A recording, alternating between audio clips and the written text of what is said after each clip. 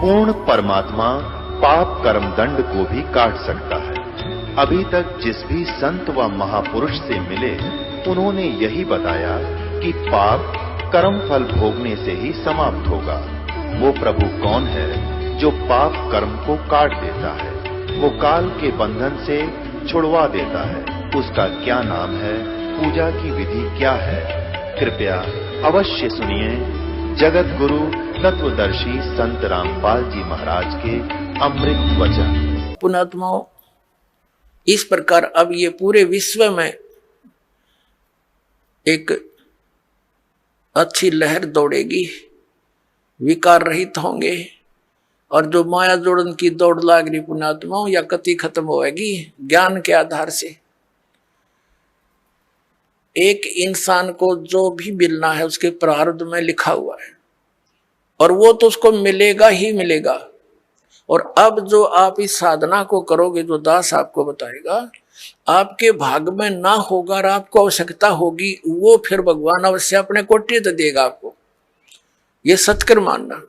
फिर आप किस लिए चोरी करोगे, मिलावट करोगे, और फिर पता चल जाएगा चोरी रिश्वत करने से तो विष खाना है। अपने घर पर रिश्वत लेकर मिलावट करके 2 नंबर का काम करके बच्चों को खिलाना, ये समझ लो उनको विष देने की जरूरत नहीं पड़ेगी आपने लास्ट में। ऐसी स्थिति हो जाएगी आपके परिवार की। हम क्यों फिर विष खाएं जब ज्ञान हो जाएगा ये विष है। तो अभी तक हमें कोई ये बाधा करने वाला था ही नहीं कि तुम जो कर रहे गलत कर रहे हो, और कोई स्वयं भी उस पर रुकने वाला नहीं था। कह देता था तो खुद करता था। जैसे हमारे दादे परदादे पिताजी स्वयं हुक्का पीते थे, और बच्चे साथ खड़े हो जाते, हुक्का का मुंह लगा देते, कहते थे मारूंगा तेरा, हट जा, बहुत बुरी चीज है, इसको ना पीना, और खुद पीने लग रहे। तो बच्चे कब तक मानेंगे इस बात को? युवा होते हुए शुरू कर देते हैं, फिर उनको धमका भी नहीं सकते।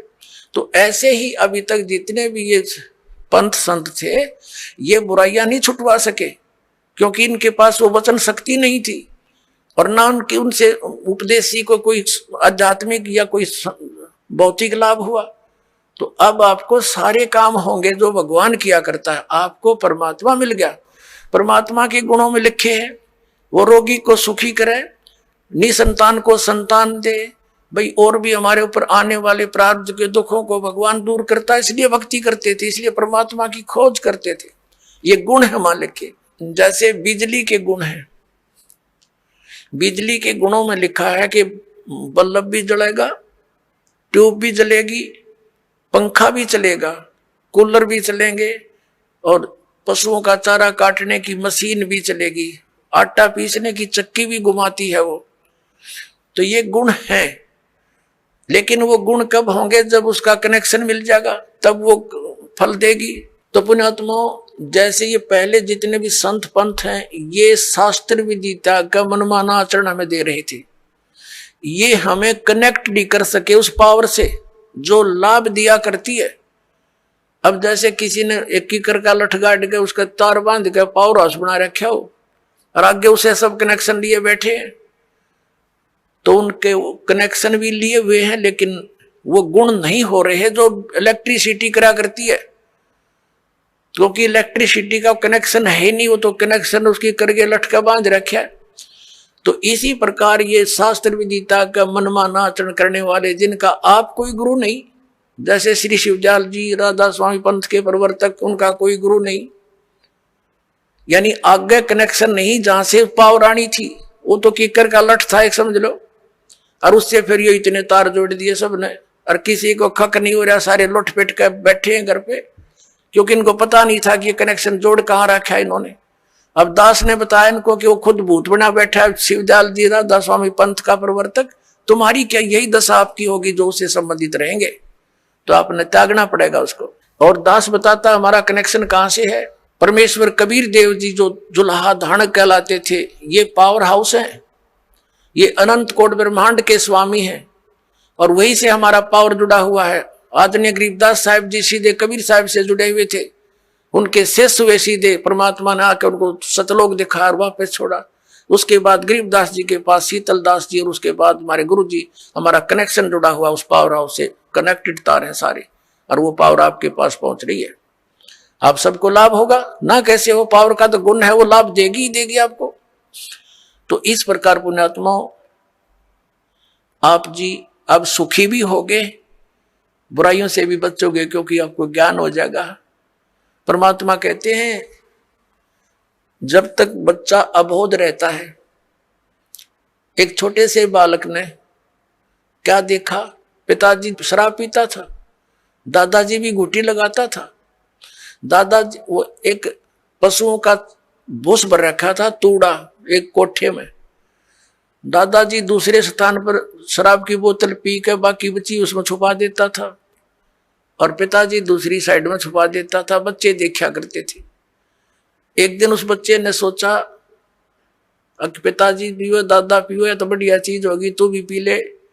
उसमें कीड़े मारने की दवाई थी, कोई विष था, वो बोतल भी उस तूड़े में दाबे रखी थी। उस बच्चे ने हाथ उठ मारा कि छी कोई पावे वो मैं भी पीऊं। वह कीड़े के जो तेल था मारने के जो विष था वो हाथ लग गया, गाल का कप में पी गया। 5-10 मिनट बाद छोड़े पड़ मरा पाया, सुना देखा और बोतल धरी कप रखा। तो पुण्यात्माओं और जब उस बच्चे को ये पता हो जाएगा कि ये तो विष है, हाथ भी ना लावर, दूसरा नबीनों का दूर रहियो भाई, ये तो मर जाएगा इससे। तो पुण्यात्माओं परमात्मा हमें ये आगाह कराते हैं कि कौन सा विष है कौन सा अमृत है। और जब आपको ये ज्ञान हो जाएगा फिर बताते हैं जैसे किरका जहर का रंग होरी हो, कहो कौन तिस खाव राम रंग होरी हो। होरी माने खुशी। जैसे कहीं पर विष का कण भी गिरा हो और आपको पता चल जाए ये विष का कण है, कहते उस कण को भी कौन खाओगा, किरके को उठा के दूर गिर का होगा, मिट्टी में दाब देगा और हाथ धोएगा, कहीं हमें प्रभाव ना कर जाए। तो परमात्मा कहते हैं जैसे किरका जहर का रंग होरी हो, कहो कौन तिस खाव राम रंग होरी हो।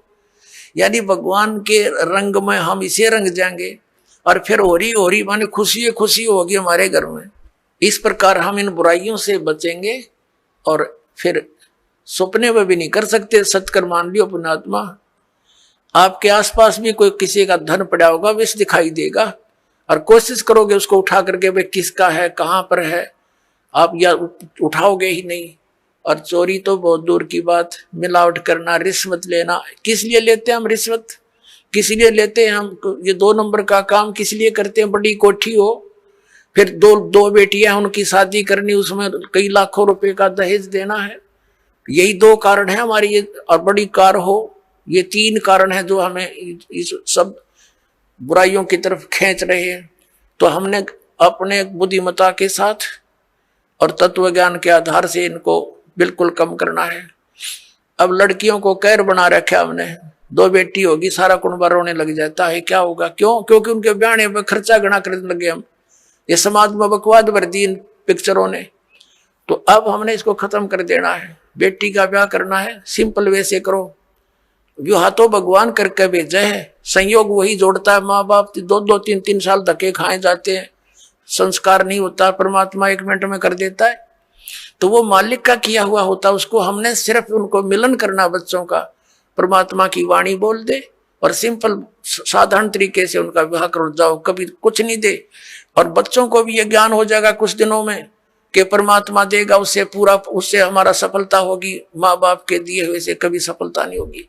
अब हम कितना दे सकते हैं अपने बच्चे को, ये क्या माँ बाप आजीवन उसको दे सकता है सारे इतना दहेज में? नहीं दे सकता। बच्चा अपना करे और खाओ, भगवान पर आश्रित रहे, फिर भगवान देगा तब सफलता होगी। तो ये बकवाद हमने घर करी देखम देखा, अब इसको त्यागेंगे कति, सिंपल मकान बनावाएंगे। आज कोठी गार्डन पे 5-10 लाख रुपये की इधर उधर से कर लिए, कोठी बना दी है, और फिर मृत्यु होगी, वह कोठी नौकी न रहेगी। अब कुत्ता बन के उसकी गली में बैठा छाया में, और वहां भी ना बैठने देखो, आते मारेगा लठ। तो हमने इतना ही काम करना है जो हमारा भक्ति में बाधक ना हो। हम सारा जीवन किले बनाने में, कोठी खरीदने के चक्कर में 100 पाप कर बैठते हैं, वो पाप हमारे साथ चले जाते हैं, वह कोठी और कार यही रह जाती है। तो इस ज्ञान के आधार से आप जी ने सबसे पहले तो हमने इस विवाह की क्रियाओं को बदलना पड़ेगा। उसके बाद फिर हमने इन कोठियों की जरूरत क्या है, एक सिंपल मकान बनाओ जो भगवान ने आपको दे रखा है, अवश्य बनाओ, ठीक गर्मी सर्दी से बचने के लिए। और समय की वर्तमान की जो आवश्यकताएं हैं, आपको कार भी चाहिए, मान ले स्पीड अच्छी होगी जमाने की, मोटरसाइकिल चाहिए, आप विश्वास करना परमात्मा आपको वो भी देगा। लेकिन सदुपयोग के लिए उसमें परमात्मा की कैसेट ला के चले, उसके अंदर भगवान की टेप चलावे, मालिक की चर्चा करता जावे और आवे, तो वो आपको सबको दे सकता है। मालिक के घर में किसी चीज की कमी नहीं, लेकिन दुरुपयोग ना हो, और हमेशा परमात्मा देगा, उसी में सफलता प्राप्त होती है। और भगवान तो इस मिट्टी का सोना बना के दे दे आपको, पता नहीं कहां कहां से बरकत कर देगा। बीड़ी शराब मांस तम्बाकू छोड़ दिया, आप पर बरकत होगी। आपके रोग होना था वो लागत 10 लाख रुपये, 2 लाख रुपये, अरे 100 रुपया की दवाई से मालिक ठीक कर देगा, बहाना सा करके, तो होगी बचत सारे शुरू। और पाप से दूना दुख होता बढ़ता चला जाता है। एक पैर में थोड़ा सा दर्द होया था एक व्यक्ति के, नौका टांग कट के पीछा छूटा, और अब नाम लेने के बाद डॉक्टर सलाह देते हैं कि टांग कटती अगर तो 2 दिन लेट हो जाता था, अब वो टांग बच की 200 रुपये की दवाइयों से। तो पुण्यात्माओं, पुण्य और पाप के ऐसे फल अलग अलग बन जाते हैं। तो हम पुण्य करेंगे तो परमात्मा हमारे साथ होगा, विधान है उसका। तो जो हानि ज्यादा होनी है वह थोड़े में टल जाएगी। परमात्मा कहते हैं कि सतगुरु शरण में आने से आई टले बला, और जय मस्तिष्क में सूड़ी हो वह काटे में टल जा। यदि हमारे प्रारब्ध के अंदर मृत्यु होनी हो तो परमात्मा कहते हैं कांटा लग जाने से उसको इतने में ही आपके उस पाप को वो परमात्मा कैंसिल करवा देगा। तो इसलिए भगवान की खोज हम किया करते थे। तो पुण्यात्मा, हमारे जो अध्यात्म गुरु थे वो तत्व ज्ञानहीन और हमारे सदग्रंथों से अपरिचित थे। पहले पवित्र हिंदू धर्म से पहले कोई मजहब नहीं था। जो कोई भक्ति या तो करता नहीं था, करता था तो वेदों अनुसार ही करता था। पवित्र हिंदू धर्म का उत्थान आदि शंकराचार्य जी से माना जाता है। आज से 2520 वर्ष पूर्व उनका जन्म हुआ, यानी ईसा जी से 508 वर्ष पूर्व। उसके बाद ही ईसाई धर्म का उत्थान हुआ। ईसा जी का जन्म आज से 2012 वर्ष पहले हुआ, और उस ईसाई धर्म के बाद ही मुसलमान धर्म का उत्थान हुआ। लगभग 1400 वर्ष उसको हुए हैं। हमारा जन्म पवित्र हिंदू धर्म में हुआ। हिंदू धर्म के जो सदग्रंथ माने जाते हैं, पवित्र चारों वेद, पवित्र श्रीमद् भगवत गीता, पवित्र पुराण, और हमारे जो आचार्य शंकराचार्य और ये मंडलेश्वर जो हिंदू धर्म के गुरुजन ये कहते थे कि हम पुराणों वेदों और गीता अनुसार तुम्हें ज्ञान दे रहे हैं, और इनको कख भी पता नहीं था पुराणों वेदों और गीता जी का। अब आपको थोड़ा सा ज्ञान देते हैं कि श्रीमद् भगवत गीता जी का ज्ञान किसने बोला। पुण्यात्माओं, इसको तत्व ज्ञान कहते हैं। अब ये ज्ञान तो सबने पता है, किसी से पूछ लो तुरंत उत्तर दे देता है कि श्रीमद् भगवत गीता का ज्ञान किसने बोला, श्री कृष्ण जी ने बोला। पुण्यात्माओं, यदि इतना ही कहने से बात बन जाती तो फिर गुरुओं की आवश्यकता क्या थी इन सदग्रंथों को समझने की। श्रीमद् भगवत गीता के अंदर श्री कृष्ण जी का तो रोल ही नहीं कहीं पर भी।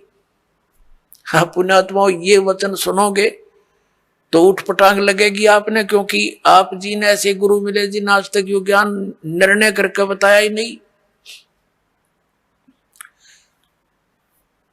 जब तक हम सृष्टि रचना से परिचित नहीं होते तब तक हम इस पॉइंट को नहीं समझ सकते जो दास अब क्लियर करने जा रहा है। सृष्टि रचना के विषय में स्वयं परमेश्वर ने आके बताया है कबीर साहब ने। यहां सृष्टि रचना तो नहीं सुनाऊंगा, लेकिन थोड़ा सा हिंट सदग्रंथों का दे करके और श्रीमद् भगवत गीता का ज्ञान किसने दिया वो बताएंगे। श्रीमद् भगवत गीता अध्याय नंबर 15 के श्लोक नंबर 16 और 17 में 3 पुरुष हैं, एक सर पुरुष, एक अक्षर पुरुष, एक परम अक्षर पुरुष है। 17वें श्लोक में जो कहा है कि उत्तम पुरुष है तू अन्य, वो परम अक्षर पुरुष है। उसके विषय में गीता जी अध्याय नंबर 8 के श्लोक नंबर 1 में अर्जुन ने पूछा कि आपने जो 7वें अध्याय के 29वें श्लोक में जिस तत्ब्रह्म के विषय में जानकारी दी है कि उसको जानकर फिर प्राणी केवल जरा और मरण से ही छूटने का प्रयत्न करता है, तो किम तत्ब्रह्म 8वें अध्याय के गीता जी के प्रथम श्लोक में प्रश्न किया अर्जुन ने। गीता ज्ञानदाता ने 8वें अध्याय के 3रे श्लोक में उत्तर दिया कि वो परम अक्षर ब्रह्म है। तो पुण्यात्माओं, ये सरपुरुष कौन है? ये स्वयं ब्रह्म है, ये काल है, ये गीता ज्ञान बोल रहा है। अक्षर पुरुष कौन है? जो 7 संघ ब्रह्मांड का स्वामी है, उसका यहाँ कोई रोल नहीं है। इसलिए हमारे इस अध्यात्म ज्ञान में इस पृथ्वी लोक पर विशेषकर 2 पुरुषों का, 2 भगवानों का रोल है। एक तो इस सरपुरुष यानी ब्रह्म का, जो श्री कृष्ण जी में प्रवेश करके गीता जी का ज्ञान बोल रहा है, जिसने ज्ञान बोला। और दूसरा परम अक्षर ब्रह्म है, जो उत्तम पुरुष तु अन्य परमात्मा इति उदाहरते, यह लोक तरमावि सेवे भर्ती अवय ईश्वर है। गीता जी अध्याय नंबर 15 के श्लोक नंबर 17 में। और 8वें अध्याय के 3रे श्लोक में गीता ज्ञानदाता स्वयं कहता वो परम अक्षर ब्रह्म है। तो ये गीता ज्ञानदाता 8वें अध्याय के 13वें श्लोक में कहता कि ओम इति एकाक्षरम ब्रह्म व्यवहारण माम अनुसमरण यह प्रयाति तजन देहम स याति परमागति। मुझ ब्रह्म का केवल एक ओम मंत्र है, और इसका जो उच्चारण करके श्रवण करता हुआ शरीर छोड़कर जाता है, ओम नाम से मिलने वाली जो परम गति उसको प्राप्त होता है। वो कौन सी है? ब्रह्मलोक। ओम नाम से ब्रह्म का है, ब्रह्मलोक में रहता है ब्रह्म, तो ब्रह्म प्राप्ति होती है। 8वें अध्याय के 16वें श्लोक में लिखा है कि 8 ब्रह्मलोक पर्यंत भी जन्म मृत्यु के अंदर है। ये भी पूर्ण मोक्ष नहीं हुआ, क्योंकि ब्रह्मलोक में गए हुए प्राणी भी वापस आते हैं।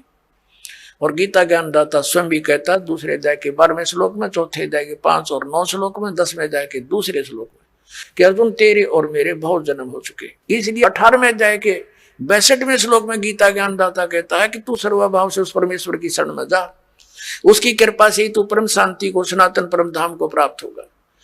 गीता जी अध्याय नंबर 15 के श्लोक नंबर 4 में कहा कि जब तत्वदर्शी संत मिल जा, उसके बाद उस परमेश्वर के उस परम पद की खोज करनी चाहिए, जहां जाने के बाद साधक फिर लौटकर कभी संसार में नहीं आते। और जिस परमेश्वर ने सब ब्रह्मांडों की रचना की है, और केवल उसी की भक्ति करो, ये गीता ज्ञानदाता कहता है। तो इससे सिद्ध है कि श्रीमद् भगवत गीता का ज्ञान देने वाले से भी कोई और एक सुप्रीम पावर है।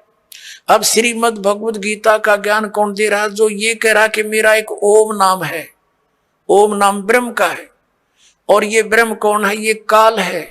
इसने प्रतिज्ञा कर रखी है कि मैं कभी किसी के समक्ष नहीं आऊंगा, मेरे कर्म और जन्म अलौकिक है।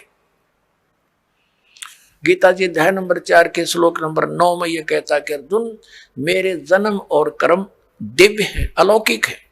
अब पुण्यात्माओं, अब हम आपको श्रीमद् भगवत गीता जी का ज्ञान किसने बोला, ये थोड़े से संक्षिप्त में सुनाएंगे।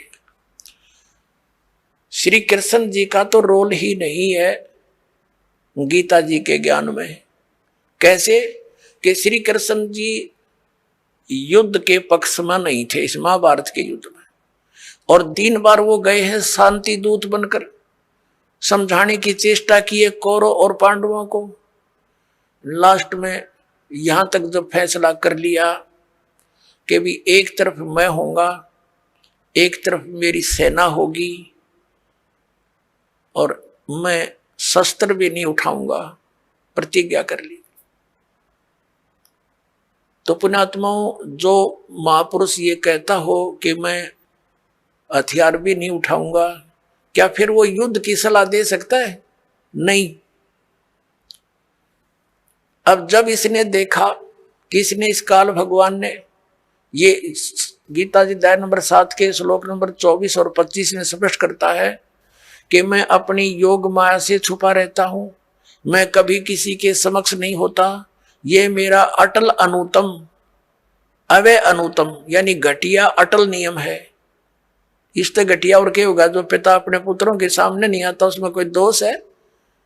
तो इस कारण इस प्रकार वो स्पष्ट करता है कि मैं अपनी योग माया से छुपा रहता हूं और मुझ अव्यक्तम व्यक्तिम आपन मनन्ते, मुझ अव्यक्त को मैं तो अव्यक्त रहता हूं और मुझे कृष्ण मान रहे हैं ये मूर्ख जन समुदाय। I am not Krishna, Gita ज्ञानदाता कहता है। अब ये इसके जन्म और कर्म कैसे अलौकिक है पुण्यात्माओं? ये काल जो है, जैसे आप जी ने श्री शिव पुराण के अंदर इस विद्वेश्वर संहिता के अंदर देखा, आपको दिखाएंगे, तो उसके अंदर क्या लिखा है कि ब्रह्मा और विष्णु जी का आपस में इसी बात पर युद्ध हो गया। ब्रह्मा जी कहते हैं विष्णु जी के मैं तेरा जनक हूं, मैं तेरा बाप हूं, तेरी उत्पत्ति मैंने की है। विष्णु जी कहते हैं मैं तेरा बाप हूं, तेरी उत्पत्ति मेरी नाभि कमल से हुई है। इसी बात पर इनका युद्ध हो गया। इसको समाप्त कराने के लिए इनके पिता, जिसने यह गीता का ज्ञान बोला, ये इनका पिता है, ये काल रूपी ब्रह्म सदा शिव यही है। इसने इन दोनों के बीच में एक तेजो में लिंग खड़ा कर दिया, स्तंभ, और बहुत लंबा चौड़ा, ये ऊपर नीचे घूमने लगे। उसका और छोर प्राप्त करने के लिए युद्ध बंद हो गया। फिर ये स्वयं अपने पुत्र शिव का रूप धारण करके खड़ा हो गया। फिर इनको समझाने लगा कि तुम भगवान नहीं हो, यू आर नॉट गॉड, तुमने अपने आप को इस मान लिया, जैसा कि आपको बहुत बार दिखाया है दास ने। फिर ये कहता है कि पुत्रों ब्रह्मा और विष्णु को कि तुमने जो दो डिपार्टमेंट जैसे उत्पत्ति और सतिथि का तुमने मुझसे प्राप्त किए तपस्या करके, इसी प्रकार दो कृत महेश्वर और रुद्र को ने प्राप्त किए मेरे से। इसका मतलब ये पांचवा है जो श्री शिव पुराण का ज्ञान और ब्रह्मा विष्णु को जो ज्ञान दे रहा है, यो इनका पिता है। और ये उसी विद्वेश्वर संहिता में इसी चैप्टर में कहता है कि मेरा एक ओम अक्षर है, नथिंग एल्स, और इसका सिमरण करो, इसका सिमरण करने से मेरा ही स्मरण होता है। तो इससे सिद्ध हो गया कि जो शिव पुराण के विद्वेश्वर संहिता के अंदर बोल रहा है वो काल है और वो शिव रूप बना के खड़ा हो गया। ऐसे ये छल करता है, किसी को ब्रह्मा रूप में दर्शन दे देता है, किसी को विष्णु जी के रूप में दर्शन दे देता है, तो वो विष्णु जी की महिमा गाने लग जाता है कि विष्णु जी आप ही भगवान हो, आप छुपाए हुए हो अपने आप को। इस प्रकार इनको भ्रम हो जाता है। और ये कैसे इसके कर्म अलौकिक हैं, अब आपको दिखाते हैं थोड़ा प्रमाण सदग्रंथों में। एक बार देवताओं का और असुरों का, राक्षसों का युद्ध हो गया और राक्षस विजयी हो गए, देवता भाग गए, मैदान छोड़ गए। देवताओं ने कहीं जाकर के इकट्ठा होके भगवान विष्णु की आराधना की और ये विष्णु रूप धारण करके, ये ब्रह्मा विष्णु महेश का पिता जिसने गीता बोली, ये वहां प्रकट हो गया। और इसने पूछा कि तुमने जो तुम्हारे मन की बात मैंने जान ली है, और आप जाओ जो ससाद का पुरंजय नामक पुत्र है उसको युद्ध के लिए खड़ा कर लो, राक्षसों के आमने सामने खड़े हो जाओ और उसको तैयार कर लो। मैं उसके शरीर में प्रवेश करूंगा, राक्षसों को मार दूंगा। अब दिखाता हूं आपको, ये देखिएगा श्री विष्णु पुराण, गीता प्रेस गोरखपुर से प्रकाशित है। ये है श्री विष्णु पुराण, सचित्र हिंदी अनुवाद सहित है, इसमें संस्कृत भी साथ है। अनुवादक है मुनीलाल गुप्त और गीता प्रेस गोरखपुर से प्रकाशित। प्रकाशक एवं मुद्रक है गीता प्रेस गोरखपुर, गोविंद भवन कार्यालय कोलकाता का संस्थान।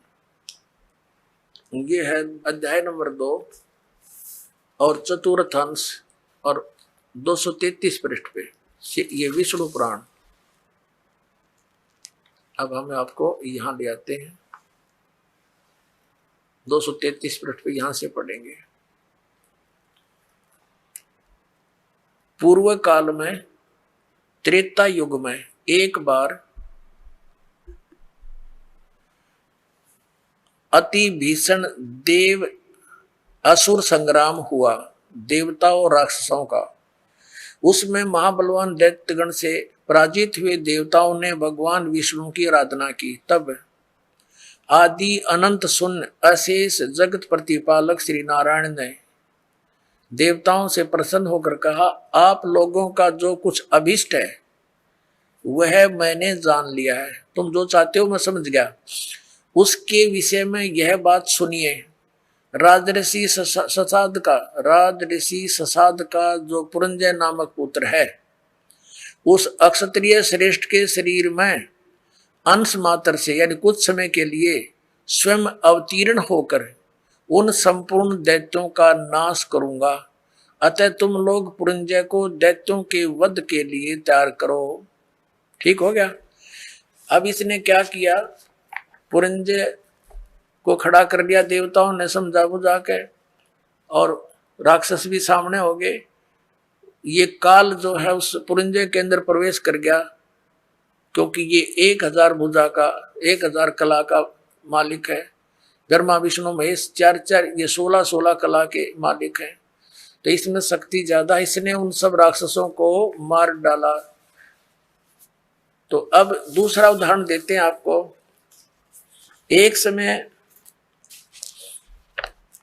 गंधर्वों का और नाग वंशियों का, नाग गोत्र के व्यक्तियों का आपस में युद्ध हो गया। तो गंधर्वों ने नागों को पराजित कर दिया और उनके सब धन लूट लिया। तो फिर नाग वंशियों ने यानी नाग गोत्र वाले व्यक्तियों ने इकट्ठे होकर भगवान विष्णु की आराधना की। फिर ये विष्णु रूप में काल प्रकट हो गया। इसने कहा कि आप जाओ और ऐसे ही पुरुकुत्स को तैयार करो, पुरुकुत्स को उसको तैयार करो, उसके शरीर में प्रवेश करके मैं गंधर्व का नाश कर दूंगा।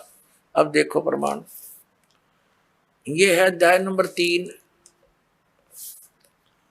और श्लोक नंबर 200। ये श्री विष्णु पुराण, ये है अध्याय नंबर 3 और चतुर्थ अंश श्री विष्णु पुराण, पृष्ठ 242 पे, या नीचे आइएगा। तीसरा अध्याय। पूर्व काल में रसातल में मोने नामक 6 करोड़ गंधर्व रहते थे। उन्होंने समस्त नाग कुल के प्रधान रतन और अधिकार छीन लिए थे। गंधर्वों के पराक्रम से अपमानित उन नागेश्वरों द्वारा स्तुति किए जाने पर उसके श्रवण करने से जिनकी विकसित कमल सदृश आंखें खुल गई हैं, निंद्रा के अंत में जागे हुए उन जलस्यायी भगवान सर्वदेवेश्वर को प्रणाम कर उनसे नाग गुणों ने कहा, भगवान इन गंधर्वों से उत्पन्न हुआ हमारा भय किस प्रकार शांत हो। तब आदि अनंत रहित भगवान पुरुषोत्तम ने कहा, योनासव के पुत्र मान धाता का जो यह पुरुकुत्स नामक पुत्र है, उसमें प्रविष्ट होकर मैं स्पष्ट कर दिया, प्रविष्ट होकर उसमें प्रवेश करके मैं उन संपूर्ण दुष्ट गंधर्वों का नाश कर दूंगा। हो गया स्पष्ट। अब इसके कर्म अलौकिक ऐसे हैं, ये कहता मेरे कर्म दिव्य हैं। इसी प्रकार इसने श्री कृष्ण जी में प्रवेश करके गीता का ज्ञान वेदों वाला प्लस में अपने युद्ध कराने की जो अटकलबाजी, ये श्रीमद् भगवत गीता नाम से 18 अध्याय इसने बोले, और आखिर में डरा धमका के विराट रूप दिखा के भयंकर रूप जिसको देख करके अर्जुन कांपन लग गया, अर्जुन जैसा योद्धा, और लास्ट में डरते ने हाँ भर ली अर्जुन ने, कि उसने सोच लिया कि इसका उद्देश्य युद्ध करवाना है, और यदि मैं ना कर दूंगा और इसने फिर एक बार वो विराट रूप दिखा दिया, मेरा हार्ट अटैक हो जाएगा। इसलिए इसने अपनी भलाई समझी कि मरना तो मैंने है ही, युद्ध करूंगा वहां भी मारा जा सकता हूं, और जब इसने फिर विराट रूप दिखा दिया फिर भी मारा जा सकता हूं। और भगवान के इरादे से वो परिचित हो गया था कि ये युद्ध चाहता है। तो इसने कह दिया कि हाँ जी मैं आप सब समझ गया हूं, आप जो कहना चाहते हो मैं युद्ध कर लूंगा। नहीं, श्री कृष्ण युद्ध करवावे। जब पहले वो मना कर रहा था कि नहीं आप युद्ध मत करो, नाश हो जाएगा। और फिर ये क्या कहते हैं हमारे धर्मगुरु कि अर्जुन अक्षत्रिय धर्म का पालन नहीं कर रहा था, इसलिए भगवान ने उसको प्रेरित किया। अरे श्री कृष्ण स्वयं अक्षत्रिय था, और जब काल्यवन ने चढ़ाई करी मथुरा के ऊपर, स्वयं भगवान युद्ध मैदान छोड़कर भाग गए थे, जिस कारण से उनको रण छोड़ भगवान कहा जाता है। तो उन्होंने उस समय भी अपने क्षत्रिय धर्म का पालन त्याग दिया, इसलिए कि जिस कारण से अनर्थ टल जावे, नाश ना होए। तो क्या वो व्यक्ति फिर अक्षत्रिय धर्म के पालन करने के लिए इसे नाश करने की सलाह दे सकता है? तो पुण्यात्माओं, अब हमने इन सदग्रंथों से स्वयं परिचित होना है। ठीक है, इन्होंने जितना ज्ञान दिया वो इनके सत्र का इनके पास रहे। अब हम सदग्रंथों के अनुसार साधना करेंगे और ज्ञान ग्रहण करेंगे। अब आपको दिखाते हैं कि श्री कृष्ण जी को तो पता नहीं मैंने क्या बोला था गीता जी में, अभी दिखाता हूं। अपनात्माओं, महाभारत का युद्ध हो लिया, कौरवों का नाश हो गया, पांडव राजगद्दी पर विराजमान हो गए। उसमें श्री कृष्ण के अंदर से काल निकल गया, ओनली श्री कृष्ण विद्यमान था, प्रेजेंट था। एक दिन श्री कृष्ण जी ने कहा कि अब मैं वापस जाता हूं द्वारका को और तुम अपना राज करो। अर्जुन ने कहा कि भगवान आप हमें कुछ सत्संग अध्यात्म ज्ञान सुना कर जाओ, क्योंकि आप हमारे गुरु हो, एक सत्संग करके जाइयो। जब श्रोतागण सामने बैठे थे, अर्जुन और कृष्ण वहां पर टहल रहे थे, सत्संग का समय के इंतजार कर रहे थे, श्रद्धालु आ रहे थे। तब श्री कृष्ण जी से अर्जुन ने कहा, भगवान कृपा मुझे वही ज्ञान सुनाना जो आपने युद्ध के दौरान सुनाया था, यानी वो गीता जी का ज्ञान बताना। अब मैं भूल गया हूं, बुद्धि के दोष से मुझे याद नहीं रहा। श्री कृष्ण जी कहते हैं कि तू बड़ा श्रद्धाहीन है अर्जुन, तू बड़ा बुद्धिहीन है, तूने उस ज्ञान को याद क्यों नहीं रखा। और अर्जुन पर तो डांट मार रहे हैं कि तूने याद क्यों नहीं रखा, और स्वयं कह रहे हैं अब मैं पूरा जो का तो तुझे उसको नहीं बता सकता, क्योंकि उस समय मैंने योग युक्त होकर ये ज्ञान बोला था। भले आदमियों, जब युद्ध के इसे खतरनाक भयंकर समय में योग युक्त हुआ जा सकता है, तो इस पीस में क्या दिक्कत आ गई योग युक्त होने में? अब हो जा 2 मिनट लागे जो ज्ञान होता उसने बोला हो, तो उसने बोला ही नहीं था। ये श्री कृष्ण में प्रवेश करके काल बोल गया। जैसे आप देखते हो एक प्रेत आत्मा दूसरे के शरीर में प्रवेश कर जाती है, और वो प्रेत बोलता रहता है, बहुत कुछ बोल जाता है। उसके जाने के बाद जिस शरीर की वो आत्मा अपने सचेत होती है, फिर उसको कोई अन्य ही बताते हैं, ऐसे बोल रहा था तू, ऐसे बोला, ऐसे बोला। उसको कुछ नहीं पता होता मैंने क्या बोला, और ही बताते हैं, फिर वो कहने लग जाता मैंने एक दिन ऐसे बोला। तो ऐसे श्री कृष्ण जी में प्रवेश करके उसकी आत्मा को दबा कर ये काल बोल गया सारे काम में। और उसके निकलने के बाद फिर ओरिजिनल कृष्ण था, वो क्या बोलता है दिखाता हूं आपको। देखिए, ये संक्षिप्त महाभारत द्वितीय खंड, ये द्वितीय खंड गीता प्रेस गोरखपुर से प्रकाशित है। संपादक तथा संशोधक हैं जयदयाल गोविंद का, जिसने श्री मद्भुत गीता का भी अनुवाद किया है। गीता प्रेस गोरखपुर से प्रकाशित है, गीता प्रेस गोरखपुर से। इसके 667 पृष्ठ पर आप जी को ले चलते हैं। ये देखिएगा पृष्ठ नंबर 667, 667, और ये है संक्षिप्त महाभारत। संक्षिप्त महाभारत। अब यहां आ गया। जन्मे जय ने पूछा, ब्रह्मन, शत्रुओं का नाश हो जाने के बाद जब महात्मा श्री कृष्ण और अर्जुन सभा में बैठकर वार्तालाप कर रहे थे, उस समय उनमें क्या बातचीत हुई? तो वैशंपायन जी कहते हैं, कहा राजन, श्री कृष्ण के सहित अर्जुन ने जब अपने राज्य पर पूरा अधिकार प्राप्त कर लिया तो वे देव सभा भवन में आनंद से रहने लगे। एक दिन सज्जनों से घिरे हुए वे दोनों मित्र स्वेच्छा से घूमते घूमते सभा मंडप के ऐसे भाग में पहुंचे जो स्वर्ग के समान सुंदर था।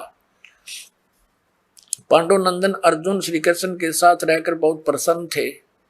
एक बार उन्होंने उस रमणीक सभा की ओर दृष्टि डालकर भगवान से ये वचन कहे, देवकी नंदन, जब युद्ध का अवसर उपस्थित था उस समय मुझे आपके महात्म का, अब यह चर्चा हो रही है इनकी, और ज्ञान और महात्म का ज्ञान और ईश्वरीय स्वरूप का दर्शन हुआ था, किंतु केशव अब आपने स्नेहवश पहले मुझे जो ज्ञान का उपदेश किया था वह सब इस समय बुद्धि के दोष से भूल गया है। उन विषयों को यानी गीता, श्रीमद् भगवत गीता के ज्ञान को सुनने के लिए बार बार मेरे मन में उत्कंठा होती है। इधर आप जल्दी ही द्वारका जाने वाले हैं, अतः पुनः उस सब विषय को, वह विषय मुझे सुना दीजिए। वैशंपायन जी कहते हैं, अर्जुन के ऐसा कहने पर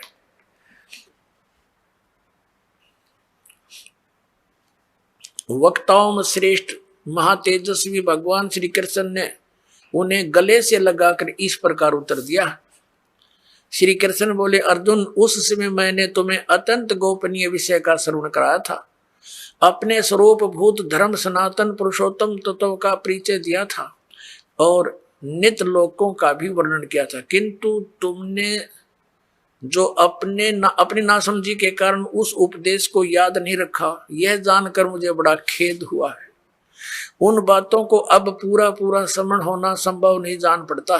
पांडुनंदन, निश्चय ही तुम बड़े श्रद्धाहीन हो, तुम्हारी बुद्धि अच्छी नहीं जान पड़ती।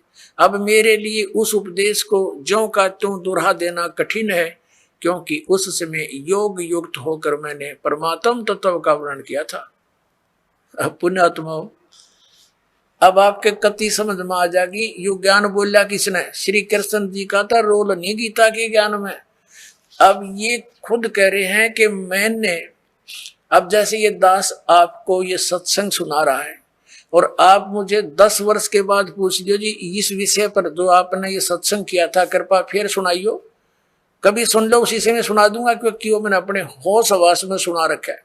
और मेरे अंदर कोई प्रेत बोल रहा है तो फिर मैं ये बात बोलूंगा तो श्री कृष्ण बोल रहे हैं कि तुमने याद नहीं रखा, तुम कैसे व्यक्ति हो, श्रद्धाहीन हो, बुद्धिहीन हो। अरे भले आदमियों, ये दास सत्संग करेगा और प्रथम बार जो श्रोता इस सत्संग को सुनेगा 20% याद रहता उसको, और मैं फिर डांट मारूं कि तुमने याद क्यों नहीं रखा, तो इससे सिद्ध है कि खिसियानी बिल्ली खंबा नोच रही है, यानी उसको ज्ञान नहीं खुद को, और उसको धमका रहा है कि तूने याद क्यों नहीं रखा, तेरा के बिजली गिर गई। अब तो आपको क्या हो गया, जब ऐसे भयंकर युद्ध के समय में आदमी योग युक्त हो सकता है, तो शांत है, सब तरह से बिल्कुल पीस ऑफ माइंड है, आराम से योग युक्त हो सकते हैं। भाव कहने का ये पुणात्माओं, श्री कृष्ण जी का तो रोल ही नहीं था गीता के ज्ञान देने में। अब श्रीमद् भगवत गीता का ज्ञान दिया किसने है? ये काल ने दिया। गीता जी अध्याय नंबर 11 के श्लोक नंबर 32 में स्वयं कहता है कि अर्जुन, मैं काल हूं और देख तेरे सामने ये मेरा वास्तविक रूप है, और इस रूप का यानी जो मैंने अब तुझे ये रूप दिखा है, इस रूप का पहले ना तो किसी ने पहले दर्शन हुआ, ना आगे कोई कर सकता। ये तेरे ऊपर रहम करके मैंने ये अपना विराट रूप दिखा। पुणात्माओं, यदि श्री कृष्ण जी बोल रहे होते गीता, तो ये शब्द नहीं कहते कि ये मेरा विराट रूप पहले किसी ने नहीं देखा, क्योंकि श्री कृष्ण जी तो अपना विराट रूप कौरवों की सभा में दिखा चुके थे। उस विराट में दिन रात का अंतर है। पुणात्माओं, एक तो 60 वाट का बल्ब हो, ट्यूब हो, और एक हो 1000 वाट की, तो कितना अंतर है। ट्यूब दोनों है, लेकिन वो 1000 वाट वाली 60 वाट वाली से भिन्न होती है। तो इसी प्रकार इन दोनों ने ही विराट रूप दिखाया था, उसमें भिन्नता थी। और ये शब्द श्री कृष्ण जी नहीं कह सकते कि पहले किसी ने नहीं देखा और आगे कोई नहीं देख सकता। तो इससे सिद्ध है गीता ज्ञानदाता श्री कृष्ण नहीं, उसके अंदर प्रवेश करके काल बोल रहा। वो 1000 भुजा का भगवान है, 1000 कला का है, सहस्रा बाहु। अब 11वें अध्याय के 21वें श्लोक में अर्जुन कहता है कि हे सहस्रा बाहु, हे एक हजार भुजाओं वाले भगवान, अपने उसी चतुर्भुज रूप में आ जाओ। क्योंकि वो श्री कृष्ण मान रहा था उसको, और श्री कृष्ण इज विष्णु, विष्णु जी जो है ये 4 भुजा के भगवान है। अब इस दास की नजरों से आपको पता चलेगा कि श्रीमद् भगवद गीता का ज्ञान किसने बोला। और दूसरा और अन्य प्रमाण एक ये है कि श्री कृष्ण तो अर्जुन के साले थे। श्री कृष्ण की बहन अर्जुन को ब्याही थी सुभद्रा जी, अपने साले को पहचानने से भूल गया वो। श्री कृष्ण नहीं था वो। श्री कृष्ण से बाहर निकलकर वो काल देख रहा था, ऐसा भयंकर रूप दिखाया, और श्री कृष्ण अलग खड़े हैं, ओझल हो गए उसके प्रकाश में, तेज में। तब अर्जुन पूछता है, हे महानुभाव आप कौन हो, मैं आपको नहीं पहचानता। तो क्या श्री कृष्ण थे वह? और भी ढेर सारे प्रमाण हैं कि श्री कृष्ण जी ने गीता का ज्ञान नहीं कहा। श्री कृष्ण जी ने पहले कभी काल नहीं कहा अपने आप को, बाद में कभी काल नहीं कहा। श्री कृष्ण जी के पास तो ये जितनी गौवें थी, ग्वाल बाल थे, गोपियां थी, सब आकर के प्यार पाते थे, उसकी तरफ देखते रहते थे, निहारते रहते थे। क्या वो काल हो सकते हैं? तो पुण्यात्मा, श्रीमद् भगवद गीता का ज्ञान इस सरपुरुष ब्रह्म ने दिया, जो ब्रह्मा विष्णु महेश का पिता है, और इसी को हमारे धर्म गुरु, इसी को परम ब्रह्म बोलते हैं। इस काल को कि ये मूर्ति रहित है, ये आकार में आया तो सदाशिव बन गया, ब्रह्मा जी बताते हैं। और फिर इसने अपने शरीर से एक स्त्री की निकाली अपने शरीर से, जो इसके श्रीअंग से अलग होने वाली नहीं थी। वो कौन थी? वो दुर्गा थी। वो परमेश्वर ने निकाली थी इस काल के पेट से, जो आपको सृष्टि रचना में बहुत बार बताया और सुनाया गया है। तो ये श्री शिव पुराण के अंदर आप देखते हो, रुद्र संहिता के अंदर आपको कल भी दिखाया था और भी दिखाएंगे समय आने पर। तो उसके अंदर स्पष्ट है कि श्री दुर्गा जी से और श्री शिव यानी इस कसत काल रूपी भगवान से विष्णु जी की उत्पत्ति हुई, इन दोनों के सृष्टि क्रम से, और ऐसे ही ब्रह्मा जी की उत्पत्ति की। और फिर विद्वेश्वर संहिता में ये आपने देख लिया, 5 बोलने वाला ये अलग है, और शिव, विष्णु, ब्रह्मा और रुद्र, ये चारों को ये उपदेश दे रहा है। तो ये काल रूपी ब्रह्म जो है, इसने गीता जी का ज्ञान बोला, और इसने अपनी सतिथि बताई कि तेरे और मेरे बहुत जन्म हो चुके अर्जुन, तो नहीं जानता मैं जानता हूं। और इसलिए परम अक्षर ब्रह्म की तरफ 18वें अध्याय के 62वें श्लोक में इसने कहा है, यदि तूने पूर्ण मोक्ष चाहिए, परम शांति की चाहिए, तो उस परम अक्षर ब्रह्म की शरण में जा, उसकी कृपा से ही तू परम शांति को और सनातन परम धाम को प्राप्त होगा। फिर उसके लिए ऑप्शन छोड़ दिया कि उसके लिए तत्वदर्शी संतों की खोज कर, वो संत जैसे बताए तू वैसे भक्ति कर, तब तेरा पूर्ण कल्याण होगा। बोलो सतगुरुदेव।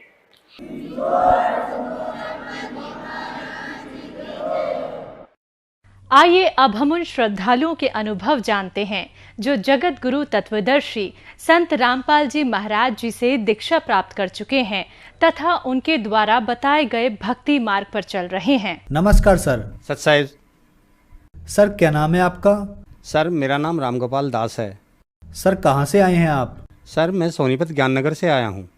सर आपने संत रामपाल जी महाराज से नाम दीक्षा कब ली? सर मैंने संत रामपाल जी महाराज से दीक्षा सन 2013 में ली थी। उससे पहले हमारी भगतमती ने और मेरी छोटी बिटिया ने सन 2011 में संत रामपाल जी महाराज से नाम और दीक्षा ली थी।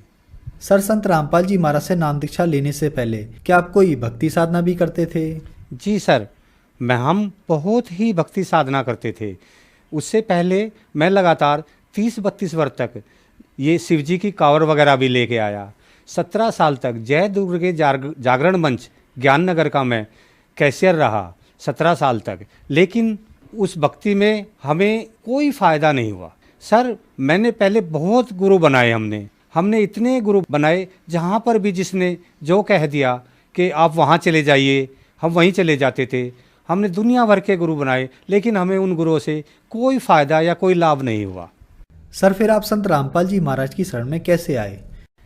सर, संत रामपाल जी महाराज की शरण में पहले मेरी भगतमती और मेरी बिटिया, वे दोनों लगी हुई थी। सन 2011 से वे संत रामपाल जी महाराज की शरण में लगे थे। संत रामपाल जी महाराज की शरण में आने से पहले की घटना है कि हम बालाजी जाया करते थे। तो जो बालाजी, वो जो गुरु थे, उन्होंने मुझे शिष्य बना हुआ था।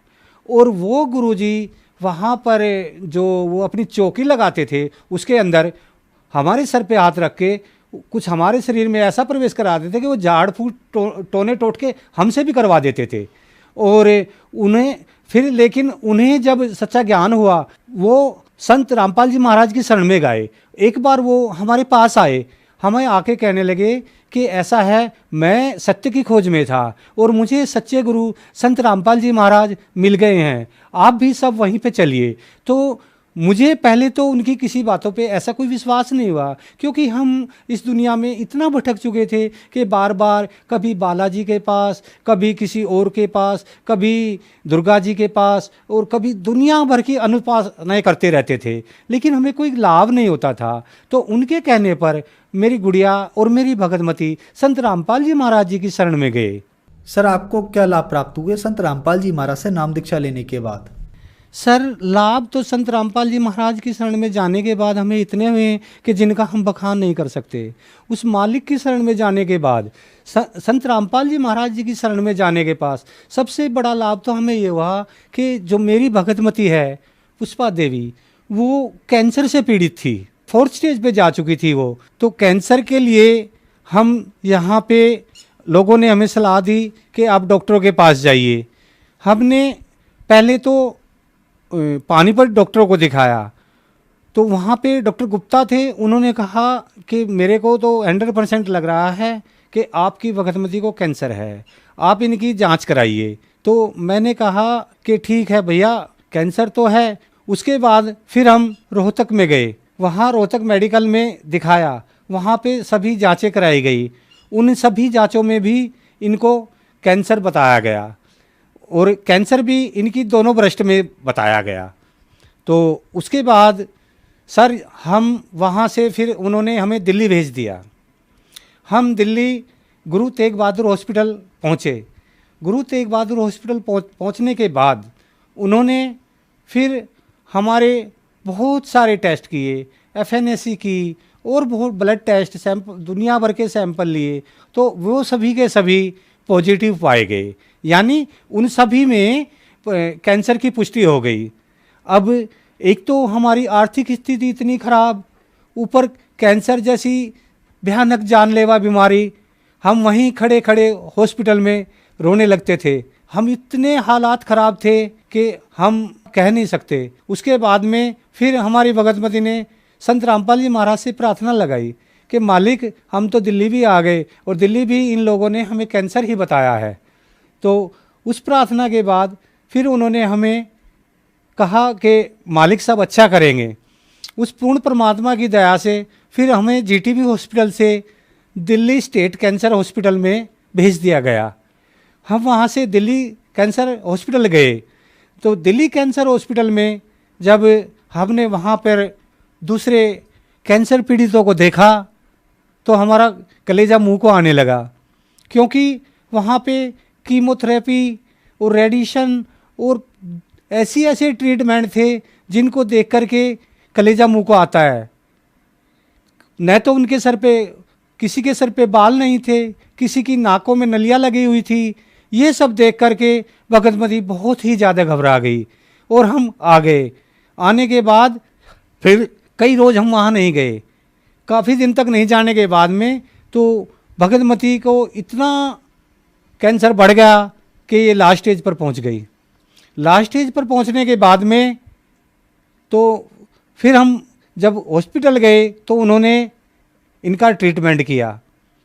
इनके ट्रीटमेंट करने के बाद में उधर हम परमात्मा से अपनी सभी दुआएं लगाते रहते थे, अपनी प्रार्थना लगाते रहते थे। हमें अपने मालिक पूर्ण संत रामपाल जी महाराज पर इतना विश्वास था कि दुनिया में अगर कोई ठीक कर सकता है मेरी पत्नी का कैंसर तो वो संत रामपाल जी महाराज ही हैं जो हमें इन बुरे दिनों से बाहर निकाल सकते हैं। तो सर जब इनका ऑपरेशन हुआ तो उसके बाद में जब पहले तो इनको पैरालाइज हो गया तो ये न तो बोल पाई, न बोल पाती थी, न कुछ पाती थी, मुंह भी टेढ़ा हो गया। उसके बाद में फिर क्या हुआ कि उन्होंने हमें दिल्ली के अंदर ही एक इबास हॉस्पिटल है, ये गुरु तेग बहादुर हॉस्पिटल के परले थोड़ा आगे चल के है, हम इनको वहाँ ले गए। उसके बाद हमने संत रामपाल जी महाराज को प्रार्थना लगाई। प्रार्थना लगाने के बाद में वहाँ उन्होंने सारे टेस्ट किए, वो बोले कि इनको तो सभी टेस्ट नॉर्मल है। अगले ही रोज पूर्ण संत रामपाल जी महाराज की दया से ये हॉस्पिटल से ही रामायणी करते हुए आई, तो एक लाभ हमें ये मिला। और उसके बाद में जब हम इनके टाके कटवाने के लिए गए तो जैसे ही ये अंदर टाके कटवाने के लिए माइनर ओटी में घुसी तो वहाँ पे जिस डॉक्टर ने इनका ऑपरेशन किया था, डॉक्टर सौरभ हैं वो, डॉक्टर सौरभ से तो जब हमने उनको देखा तो उनका नीचे का शरीर तो एक डॉक्टर की था, लेकिन ऊपर का शरीर जितना था मेरे पूर्ण संत रामपाल जी महाराज का बिल्कुल वही शरीर। मैं देखकर चौंधिया गया कि ये मेरे गुरुजी मेरे हॉस्पिटल में क्या करने आ रहे हैं। मैं जैसे ही उधर गया डॉक्टर अंदर जा चुके थे। उसके बाद में मैं अपनी सीट पर बैठ गया तो उसके बाद में फिर अंदर भगतमती से मेरे परमात्मा पूर्ण संत रामपाल जी महाराज डॉक्टर के रूप में बातें कर रहे थे।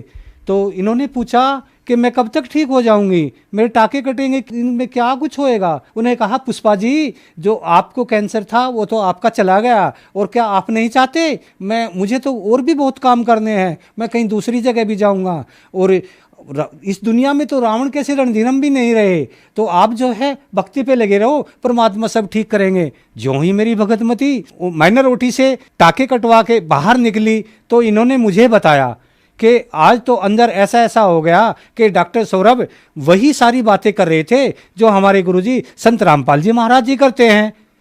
मैंने कहा ये तो अचंबा हो गया। आज मैंने भी ऐसा ही देखा, जब अंदर डॉक्टर ओटी में गए, पैरों से ऊपर का शरीर पूर्ण संत रामपाल जी महाराज का था, वही सफ़ेद बाल, वही क्लीन शेव चेहरा उनका, और मैं सफ़ेद कुर्ते पजामे में देख के डॉक्टर सौरभ को मुझे इतना अचरज हुआ कि डॉक्टर सौरभ तो हमेशा पैंट और शर्ट में आते हैं, आज ये ऐसा कैसे आ गए।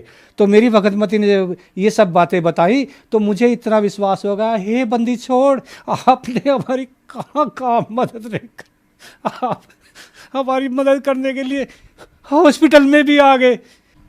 तो सर वो जो रिपोर्टें हैं जिनमें डॉक्टर ने इनको पूर्णतः 4th क्लास का कैंसर घोषित कर दिया था, वो रिपोर्टें मैं आपको दिखा रहा हूँ, मैं इस समाज को दिखाना चाहता हूँ। वो ये रिपोर्टें हैं, ये देखिए, इसके अंदर बिल्कुल ब्रेस्ट कैंसर घोषित किया हुआ था। आज मैं इस सर्व समाज को दिखाना चाहता हूँ कि वो रिपोर्ट जो आपने पहले देखी है वो रिपोर्ट मेरी भगतमती की है, जिसमें इनको 4th क्लास कैंसर था, जहाँ से इंसान कभी नहीं बचता। और आज ये जो रिपोर्टें हैं ये भी मैं समाज को दिखा रहा हूँ कि ये बिल्कुल नॉर्मल है। आज उस पूर्ण संत रामपाल जी महाराज की दया से ये बिल्कुल स्वस्थ हैं, ये सारी नॉर्मल रिपोर्टें हैं। अब देख लीजिए, मैं समाज को दिखाना चाहता हूँ, ये समाज को आईना है। एक लाभ हमें सबसे ज़्यादा जो हुआ, घर के अंदर भूत प्रेत की इतनी बुरी व्याधा थी कि जिसका मैं वर्णन नहीं कर सकता। संत रामपाल जी महाराज की शरण में आने से पहले इनको इतनी भूत प्रेत की बात आती थी। कोई तो इनको कहता था इनको सिरकटा प्रेत है, कोई कुछ कहता था, कोई कुछ कहता था। उसके लिए हम पता नहीं, जिसने हमें जहाँ भी बता दिया, कभी बरेली, कभी गाजियाबाद, कभी बालाजी, सब जगह हम जाते रहते थे। और जब हम इनको इतनी भूत प्रेत की व्याधा थी कि एक बार इन्होंने भूत प्रेत की व्याधा के कारण तेजाब पी लिया। तेजाब पीने के बाद में मैं अपने काम से घर पे गया हुआ था, दुकान पे गया हुआ था, और ये जो है ये घर पे थी। तो इन्होंने जब तेजाब पी लिया तो मुझे पता चला, मैं वहाँ से आया। आने के बाद में ये बेहोश घर में पड़ी थी। इनको लेकर के मैं जनता हॉस्पिटल सोनीपत में गया। वहाँ पर डॉक्टर रावल और डॉक्टर खुराना थे। डॉक्टर रावल और डॉक्टर खुराना ने इनको कह दिया कि नहीं ये नहीं बच पाएंगी। आप इनको ले जाइए, रोहतक ले जाइए। मैंने कहा नहीं सर, आप ट्रीटमेंट करिए, मरेंगी मर जाएंगी, जिंदा रहेंगी जिंदा रह जाएंगी। वो भूत प्रेत व्याधा के कारण ये 15 दिन हॉस्पिटल में रही। फिर उसके बाद हम इनको घर लाए। उसके बाद में इन्होंने क्या होता था, कई सारे अनाप शनाप काम ये करते रहती थी। कई बार रिक्शा से कूद जाना, तीसरी मंजिल पर चढ़कर वहाँ से कूदने की कोशिश करना। हमारे पूरे परिवार की रात को भी नींद नहीं आती थी। हमें ये रहता था कि ये भूत प्रेत के कारण कहीं उठकर ना चली जाए। एक बार सर ये बगैर किसी को बताए बालाजी पहुँच गई। वहाँ से 3 दिन बाद हमारे पास मैसेज आया कि ऐसे ऐसे मैं तो बालाजी गई हुई हूँ और भूत प्रेत वादा से बहुत ही त्रस्त हूँ। वहाँ पर हमने दुनिया भर के हवन कराए। कोई हमसे 11,000, कोई हमसे 21,000, कोई 5,000, जैसे कोई मांगता था सर हम वही दे देते थे। लेकिन हमें फ़ायदा कुछ नहीं होता था सर। जब हमें कोई भी फ़ायदा नहीं हुआ तो 2011 में ये दोनों वहाँ गए और इनको लाभ मिला। फिर मैंने भी जाना शुरू किया। मैं जाता था, चला गया, सत्संग देख के आ गया। तो फिर मैंने जो हमारे गुरु संत रामपाल जी महाराज हमें उपदेश देते थे और जो इनके द्वारा लिखी गई पुस्तकों में ज्ञान लिखा गया है, तो फिर मेरा मन पापी था, तो मैंने उसका मिलान करना शुरू किया। तो मैंने जब अपना धार्मिक ग्रंथों में मिलान किया तो वो सब एच सही था। तो फिर मैं परमात्मा की शरण में 2013 में चला गया। दोनों बच्चे भी वहाँ पे चले गए। अब हम पूरा परिवार संत रामपाल जी महाराज की शरण में है। जब मेरी धर्मपत्नी वहाँ पे गई तो वहाँ पे जाने के बाद में जो इनकी भूत प्रेत की व्याधा थी वो बिल्कुल ऐसे हो गई जैसे इनको कुछ हुआ ही नहीं था। आज इनको न तो कोई भूत प्रेत की व्याधा है, न हमारे परिवार में किसी किस्म का कोई कलेश या द्वेष, अभी कुछ नहीं है। आज ये बिल्कुल उस भूत प्रेत की व्याधा से बिल्कुल ठीक है। संत रामपाल जी महाराज की शरण में जाने के बाद में इनको भूत प्रेत की या किसी किस्म की कोई व्याधा नहीं रही। पहले मैं क्या था कि मैं भी दुर्व्यसनों में फंसा हुआ था, बीड़ी सिगरेट भी पीता था, कभी किसी ब्याह शादी में कहीं पे मैं थोड़ा बहुत ड्रिंक भी किया करता था। लेकिन संत रामपाल जी महाराज की शरण में जाने के बाद में मेरे परिवार के अंदर कोई भी दुर्व्यसन नहीं है और सभी बुराइयों से संत रामपाल जी महाराज ने मेरे परिवार को दूर कर दिया। संत रामपाल जी महाराज की मेरे परिवार पर इतनी दया है कि मैं बता नहीं सकता। आज उस मालिक की मेरे ऊपर बहुत सबसे बड़ी रजा तो यही है कि मेरी भगतमती आज कैंसर मुक्त है, दूसरी भूत प्रेत से मुक्त है। परिवार में 3 बच्चे हैं, 3 बच्चे मालिक की शरण में हैं। संत रामपाल जी की शरण में आने के बाद में समाज की हर बुराइयों से वो दूर है। तो जिस घर के अंदर, जिस परिवार के अंदर समाज की कोई बुराइयां नहीं होंगी तो वहाँ तो अपने आप ही सतलोक बन जाता है। सर, जो श्रद्धालु आज आपको टीवी पर देख रहे हैं वह भी किसी न किसी बीमारी से ग्रस्त हैं या कैंसर से ग्रस्त हैं या अन्य कोई और बीमारियां हैं, उनके लिए आप क्या कहना चाहेंगे? इस पृथ्वी पर हर बीमारी का अगर कोई इलाज है, हर बीमारी का कोई डॉक्टर है, हर भूत प्रेत व्याधा की समस्या का कोई समाधान है, तो वो पूर्ण संत रामपाल जी महाराज के पास ही है। वो उसका कारण यही है कि संत रामपाल जी महाराज जो इस समाज से भक्ति करवाते हैं वो शास्त्रों अनुकूल कराते हैं, वो शास्त्र विरुद्ध नहीं करवाते हैं। इस पृथ्वी पर कोई पूर्ण संत है तो वो संत रामपाल जी महाराज हैं। उनके पास आइए और अपना कल्याण करवाइए। धन्यवाद सर। धन्यवाद।